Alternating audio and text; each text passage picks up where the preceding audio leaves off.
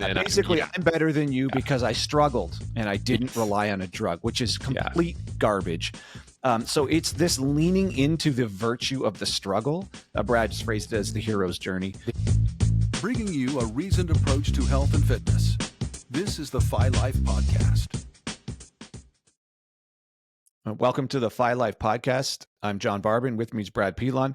And today I want to talk about the drubbing Oprah is getting in the media for finally telling people she's using Ozempic to lose 50 pounds. Yeah, and she made, which good for her. And she points out that she's been ridiculed her whole life for being overweight, and the tabloids were ruthless with her. She was the thing we would watch like early, when you're sick home from school. It would be the Oprah Winfrey show. And I can remember, we're talking back in like late 80s, early 90s, and they were mean to her then. Like it's just, it hasn't stopped. It hasn't stopped. Lumpy, bumpy, and dumpy was one of the things she quoted people saying. So as powerful and as successful as she was, I'm pretty sure that stuff cut every time. Oh yeah, every time. Nice. Yeah. No, well, because we're going to get really into some psychology here, but you are your body. You can't not be. So if someone's making fun of your body, they're making fun of you, obviously. Yeah. Like there's no way to separate that out. So that's really hard to handle no matter how successful you are. They're still attacking fundamentally you underneath. Yeah, which is not fair at all. That's it's not a nice thing to do, obviously. No. So then she points out that she's used Ozempic, lost 50 pounds, feels great. And she made what I guess she kind of stepped in it by making a blanket statement about quote unquote thin people, saying, oh, now I get it. Thin people just don't think about food. They just eat however feels like the right amount of food, and they just don't gain weight. And so which is she had that one word in it. She said naturally thin people. She'd be bang on. I don't disagree with her. Right. Yeah. And so, or she kind of made the statement that thin people don't have the food noise. They don't think about food. Which is a common, like if you read Reddit columns about Ozempic, that's food noise is a big thing they describe.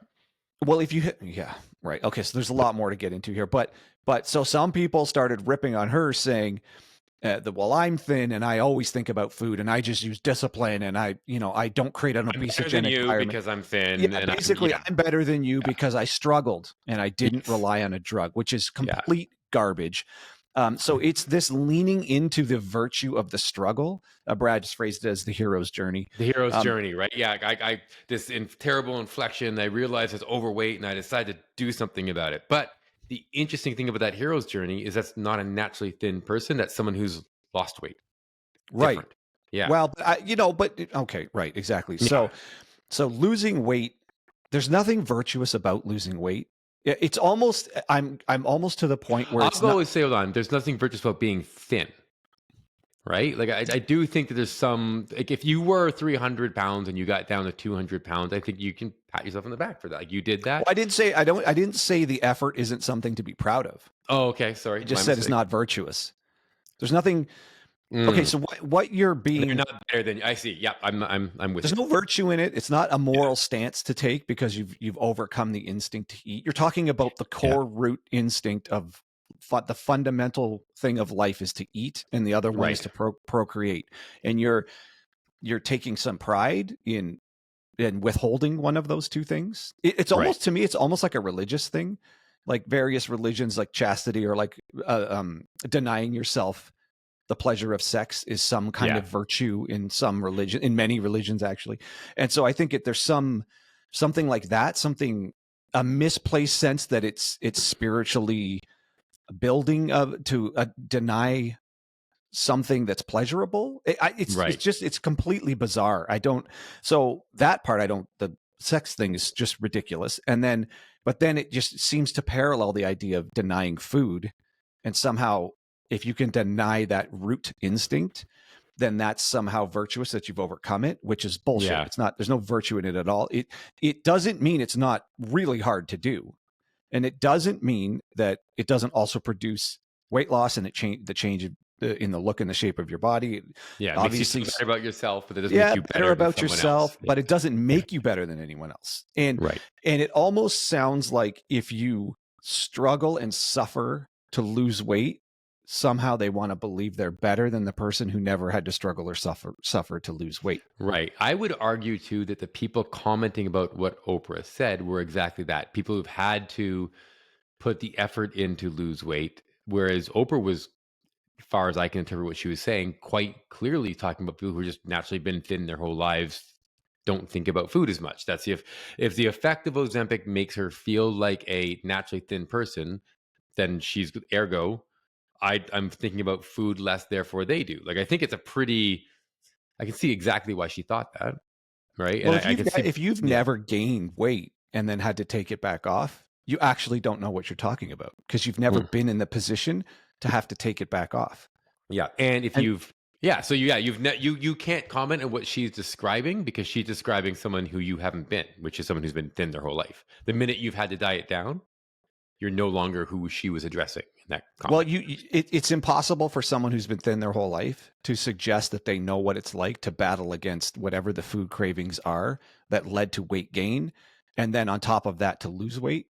So if you've been thin your whole life or just haven't had excess body fat, and you imagine that it's because since you were a kid the whole way, created a non-obesogenic, quote unquote, healthy food environment the whole time, and you've been fighting it the whole time, that doesn't compute.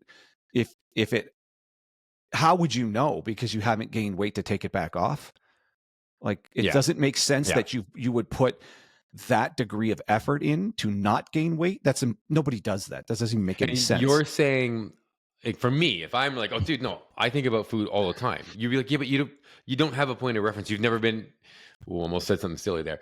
You've never been Oprah. I almost said you've never been inside Oprah's body, and that'd be stupid. Oh, but I've never been Oprah, right? So I'm like, she might think about food 1,000 times more than I do. I still think I think about it a lot, but I don't have any frame of reference, right? So I can't say okay. So this is where it comes down to if you've used a GLP-1 receptor agonist or not. Right. Oh, that's another thing. Yeah. Right. I don't know what that feels like. Well, I do. I've used them and I've dieted with and without them. And I know the monumental effort without. And that's we've dieted down for shows together. Brutal. And it's brutal. You're an ass. Like, my first a bunch of my photo shoots, my first photo shoots are all just the brute force effort. I mean, because this is way before a GLP-1 receptor agonist ever existed, so there was no other option.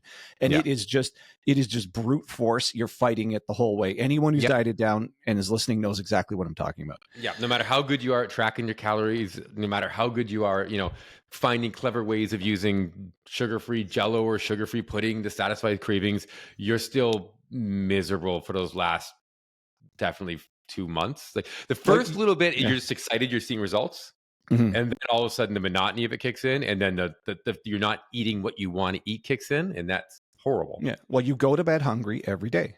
You fight the sense of your body telling you we're not done yet. We got to eat some more. Like every single day you fight that. So the food noise for anyone who's actually used the GLP-1, Ozempic or tirzepatide, you know that feeling. You know the sense, oh, wait, I don't just feel like eating anymore.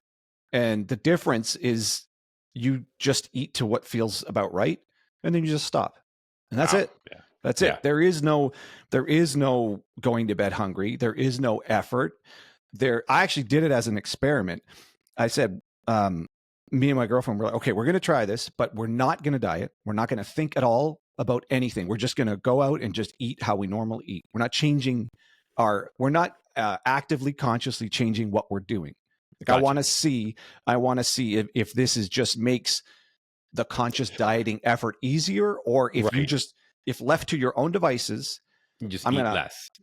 Would I quote unquote naturally eat less without a conscious effort like previous dieting? Yeah. And so when we first tried it, that's exactly what happened. We just took it and we're like, okay, what do you want to do? I don't know. We're just going to do what we always have done. And I would just leave more and more food on the plate versus finishing the plate. But I didn't. Everyone knows John does not leave food on the plate or your plate normally. But I would just get full sooner on less food. That's it. Mm-hmm. But also during the day, I noticed when I would have gone and snacked, I just wasn't. snacking. wow. Yeah. Or if there was like chocolate around the house, I would normally pick at it. It's just like, Okay, I don't. you're a good snacker, that's for sure. Yeah, but I just don't do that. Like it's just when you're Yeah. using a GLP-1 receptor agonist, you don't. Well, at least for me, and for what I've heard from most people I've trained and all of the research, you just goes away. Your interest in food just keeps diminishing, and then you just sort of only eat just enough. But And it is a brain drug, right? Like if we're talking about where it has its effect, it is like it's more centrally than anything. Yeah. Even though ironically it doesn't cross the blood-brain barrier, but it sets off a cascade at the blood-brain barrier to affect your appetite, your appetitive centers and your reward centers. So you just don't feel like eating, but you still eat to the amount that you feel like is enough or is let's say you eat to what feels like satisfying. Okay. But before it, when I ate to what was satisfying, it was just too much. After it, when I ate to what's satisfying, it's just less. But I'm not exerting willpower to arrive there. And that's probably exactly what Oprah was trying to describe. Yes, but the thing is, people assign virtue to the will to overcome. So exactly what you're saying the is animal. It didn't make you more disciplined. No, it's right? but it just shuts off your desire to eat more than you need. So you can actually be less disciplined and still lose weight if you think of it that way. Then, right? Like you're not using as much internal discipline. Well, no. Okay, so that's a misinterpretation of how to use the word discipline. Okay, people who've never gained weight, in most cases, exerted no discipline to not gain weight. Correct. Yeah. Right. How could they know? They're just eating how they eat. Right. And it doesn't make any sense that they've preemptively added in layers of discipline to avoid gaining weight. That doesn't even make any sense. Like you'd need to start gaining weight to realize you have to put the discipline in. You know what I mean? Yeah, somewhere in your life, you'd have to have the signal that, oh, this isn't good enough. You got to actually exert willpower to not eat to satisfaction. Right. So only people who've gained weight understand that they have to exert a particular discipline to take it back off. And that's a different level of effort. Yeah. Than deciding, oh, I'm going to readjust my life so I never gain weight. Like that doesn't even make any sense. And I think part of this assigning a virtue to overcoming your instinct to eat, I think it's something to do with believing there's like a ghost in the shell, and whatever you call me isn't the body. It's, the soul or whatever, some mystical consciousness that's floating around that's not the body. And then you're fighting against the meat, the flesh's desire. I'm just trying to find, like, why would you assign so much virtue to overcoming it? You're basically saying if you go by sort of the Webster's dictionary, I'm just more morally good than you, right? Like it's yeah, but I'm more disciplined or yes. I've gone through this. I'm just morally gooder than you. Better, but only because you've overcome your animalistic instinct to eat, which is stupid because that's like the drive to survive. Until the Industrial Revolution, all humans spent all day getting food and then eating food. That's all we do. And that's once we had division of labor and we didn't have to do that. I mean, I guess you could say it's the more you spend your days just getting food and eating it, the more you're acting just like an animal that's not self-aware. I mean, that's all animals do is spend all day looking for food. That's it. I don't do anything else. But that's kind of what we did for a long time too. So I think it's maybe a view of a sophistication of humans to be beyond, like I'm beyond the urge to eat, like I can control that. I don't know. I'm just trying to find where it's just more way to define, you have we can all agree that Oprah's pretty successful, right? So it's a way to knock down someone who's clearly if you're keeping score based on monetary value or celebrity status, she's beating you. If you're keeping score based on who's got abs or not, she might not be beating you. So it's almost a way to be like, well, okay, yeah, she's winning these two games, but if you look at the deep stats, I'm actually winning this game. So she's just horrible. Yeah. And we've talked about this in previous episodes. People want to knock her down or knock anyone down because it's moved them ahead of you in the mate preference game. Like we already talked about that. And there's research to show it, right? Yeah. Like we already know people will inadvertently assign sloppiness and a lack of discipline to anyone in a picture who looks heavier than someone else. Yes. Yep. But Very true. they don't even know them. They're just being shown a picture. And this is just in research studies where. Well, it's even if you think about, so you said research studies, you can have someone who's a, famous scientist doing excellent research in nutrition or weight loss. And if they happen to be slightly overweight, people are like, well, why am I going to listen to this guy? Right. Or girls. So, but yeah. So whereas, your 20-year-old with abs on Instagram, you're like, well, I want to do what they did. Yeah. And so, yeah, we've always had that. It's a weird bias. So it's definitely one we've had for a long time. Yeah. I think over time, once more and more people start using Ozempic, they'll realize, oh, is this all it was? It's just, I ate, they're just eating as much to the same degree of satisfaction. It's just their body's tuned to stopping them from eating beyond what's going to cause them to gain weight. You know what I want to hear from? Like bodybuilders or fitness models who've used a GLP-1 agonist to diet down for a show, especially one who's had, if you kind of do that for, I guess, a living or a lifestyle, you do a show a year. So if you've done like 6-7 shows normally, and then you've done one, I'd love to hear your experience on like how different that was, because we all know how bad. My assumption is they all do it now. It's just so hard to do it without it. Yeah. Oh, it's so hard. I mean, to me, it's insane to try without it. To try to take that much fat off without it. Almost doesn't even compute anymore. And before people are like, yeah, but the health consequences of Ozempic, for now, proven very safe. And I'll just remind you that when we're talking about dieting down for a bodybuilding show, like that very low consequences, it's across the board improves health parameters. And almost, did you see the study just came out? Like 75 different things get better. Yeah. Whereas with bodybuilding, you get to that point where you're getting healthier because you're losing weight, and then all of a sudden you're like, oh geez, I'm really losing weight. Like, and now it's almost risky. Like you get so lean for those last couple of weeks. That's a very specific case, bodybuilding, and that. And I want that comparison for people who've gotten there and be like, oh, it was way better, and I felt less gross. Like what would it be like if these guys had them? Yeah, would that have been easier? But and the amount of stimulants and everything, and that's the other thing. It's probably a safer way to do it versus the stimulants. That's what I was getting at. I was beating around the bush. So let's just throw it out there. Ozempic versus the drugs that those people take in the last 4 weeks, your clenbuterol, your thyroid, your stimulants, all of that removed, and you just Ozempic your way down to the final couple of days of dehydration. I want to know. I love how casually you glossed over that. I was trying to. No. You just said two things: clenbuterol and thyroid. Yeah. I don't think the average person realizes that's the degree bodybuilders go to. They take really potent stuff that the average growth hormone, insulin. Yep. It doesn't like those don't sound like things you should be. A little bit of test replay. Everybody thinks it's like there's guys on TRT and then guys who take a bit more than that, or the guys you see on stage. Like no. That's that kind of stuff. Polypharmacy, right? Because it's an unbelievable cocktail of things that we have no data. There's never been a published research paper on what's going on in one of their bodies. Yeah, and they're on stuff that you've never heard. I've never heard of. You've never heard of. Like they're always.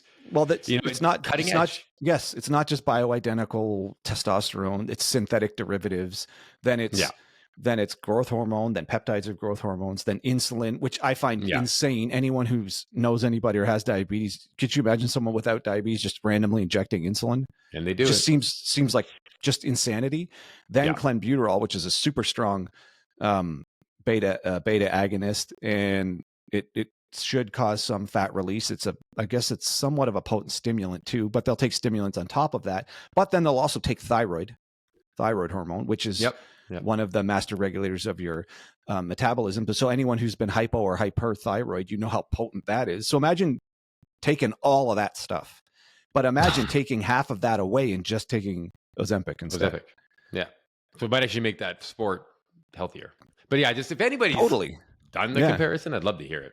But yeah, if you've dieted both ways, I mean, leave a comment. But I already know. Let us know. I already know what the answer is. I know it from personal experience, but I also know it from training people.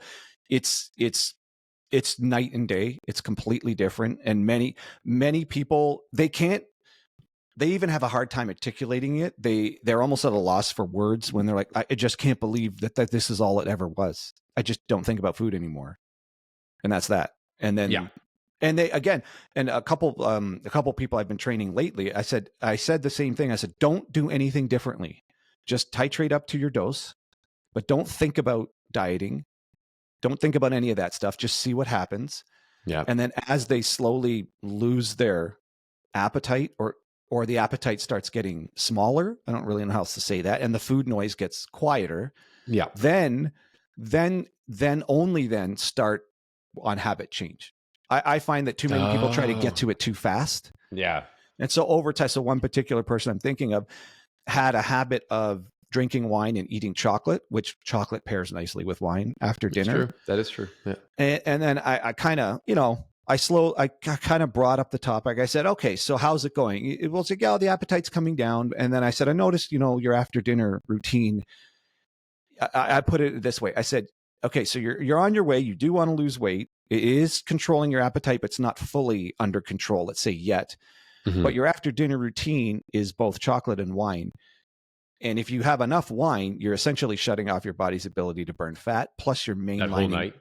Yep. Yes, that night. Plus you're adding in sugar and fat, which is very easily stored as fat.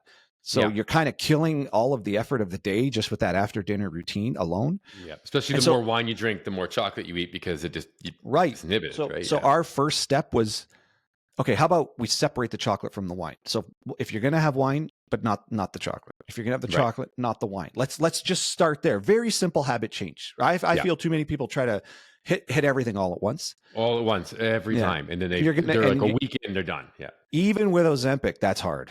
Yeah. It's hard. You can't do too many things at once. So that became a thing to split up. And then it became, do you really need wine every night? Like, can you have it just 2 or 3 nights a week, and then chocolate a couple of nights a week, and then 1 or 2 nothing nights? Yeah. And then from there, just chipped away. And that didn't take long for it to become a habit where it was like, I barely do the chocolate and wine thing anymore, or save it for an occasion. And so blended the effort or the conscious thought of what I'm doing with the full dose of Ozempic when the appetite was really under control. And then you just start switching habits. But trying to switch habits before you have that control, it's too hard. And then it's easier to just objectively look at it, and it's not really he's not under control of the food anymore. He's in control of the food. But that took a little while to make the shift. And now we're 6 months later, already down 30 something pounds. Wow. Okay. And this individual hasn't seen this body weight in 20 years. And the idea that anyone would rip on him for doing it the easy way out is just it's just so wrong, because clearly this is healthier for him than the path he was on before. And I don't understand. Yeah, we hate the easy way out. We hate the untroubled life. Reading a book by John Goodman. He was talking about how everyone likes to tell the stories of business success where it's like everything was just crashing down and about to hit, and the last penny I spent on this thing and we rocketed up. And he's like, but that's great. But the other story is just kind of like, I just, slow wins, and we eventually built up a pretty good company. No one likes that story. You don't get books published about that story, right? And so everyone thinks you need the other one. Everyone thinks you need this, like, no, I started getting up at 4 a.m. every morning. So it's the same thing with dieting, right? They feel like you can't just be like, well, I cut out wine and chocolate, and then I started walking more, and I just, took Ozempic and thought of it less. Like, no, you need to like spreadsheet it and up at 4 a.m. for your cardio. And they want that hero story that you just overcame it, as opposed to just sort of found a way around. But only for this. They don't care if you use a drug to control diabetes. They don't care if you use a drug to control cholesterol or some other condition. You can't see those. You can't see them. It doesn't change your status in society. Obviously, if you're getting in, maybe not obviously, but we all know subconsciously, if you get into better shape, you garner more attention. And people, the halo effect, people look favorably upon you for no other reason than you just look better. That not than anyone else, just than your previous self. Actually, you know what? People occasionally do the other one, because I remember there was a kid I knew who developed type 1 diabetes at like 12. And some parent went to the other parents like, wow, you can just, you can manage that with nutrition, right? He's not going on drugs. And they're like, no, he's going on drugs like right away. Type 1. Die. We're talking about type 1 here. Like, he's going to die. Yeah. But it was just even if it was type 2, you're like, no, dude, we just want him stable and thriving, and then we'll deal with everything else. Yeah. But this parent, like, they just found out a couple weeks ago, and they're good people. So it was like one of those ones like, I can't believe you said that. But so sometimes you have this value virtual signaling even then, to your point, right? Yeah, it's weird. It's weird. I don't get it. Yep. It's people are just being ruthless to each other, and it's, if they stop and really think about it, there's no real reason to think there's any virtue in losing weight.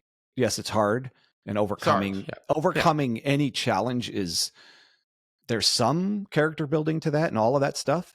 But in this case, it doesn't make any sense to deny something that makes it easier, more attainable. It doesn't mean you don't have to put some effort in, but the effort drops from a 10 to a 1. Yeah. Or a So 10 I would to say a that 2. if you've successfully lost weight, then I'm very impressed, and you've shown a level of discipline and stick with itness that is impressive in this day and age. It doesn't make you morally a better person than someone who's never had to do that. I think that's kind of it. So I Exactly it. I think Oprah was bang on.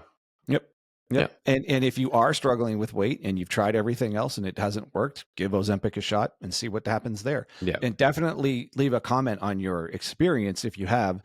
And we already know what the answer is going to be, but it's always helps to hear another person's take on the comparison of doing it without it and doing it with it. Yeah. And I would just say, also, if you are struggling, it's not because you're morally a bad person, which is what that was kind of implied to. It's just, right. It's hard. Right. Otherwise, if it wasn't hard, everyone would do it and it would be an issue. Yeah. And I guess the last note is the final realization that there's nothing, it's not a statement about you as a person or your character or morality or virtue or any of that, when you just realize it's just a lower appetite. Yeah. It's just a biological function that just changes. And it's so dramatic, and I think a lot of people get emotional about it.